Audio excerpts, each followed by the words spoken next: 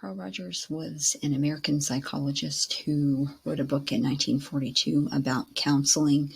as a profession and a different way that counselors and therapists can look at providing these particular services to their clients. And the assertion that he made was that we should allow clients to come to discover their own solutions, come to discover their own direction in life versus telling the client what to do, and instead of treating them like a patient, but to look at them as a client, someone that is perfectly capable of finding their own sense of healing within.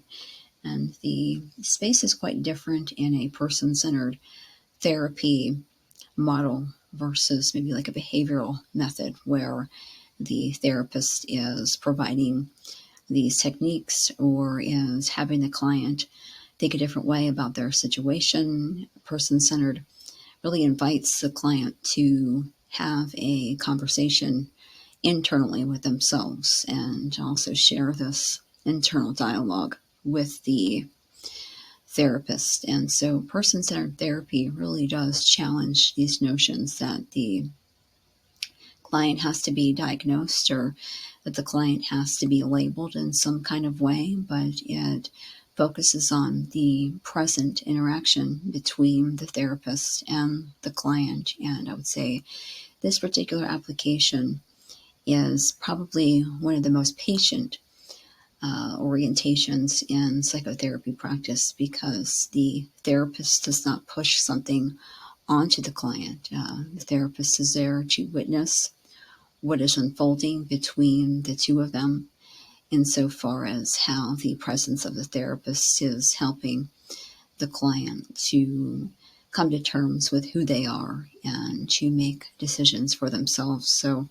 Rogers' application of person-centered therapy being that it essentially came to be in a physical way, such as through his textbook in 1942, really challenged as well these gender biases that were very prevalent at the time in Western countries specific to the United States, and that women in particular needed to be told what to do. They needed to be diagnosed in some kind of way or fixed in some kind of capacity. Rogers, I believe, maybe not explicitly, but he would challenge this.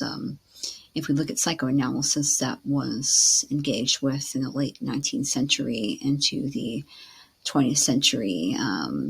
the particular conditions surrounding psychoanalysis during that time was that there was a male psychoanalyst that treated a female patient.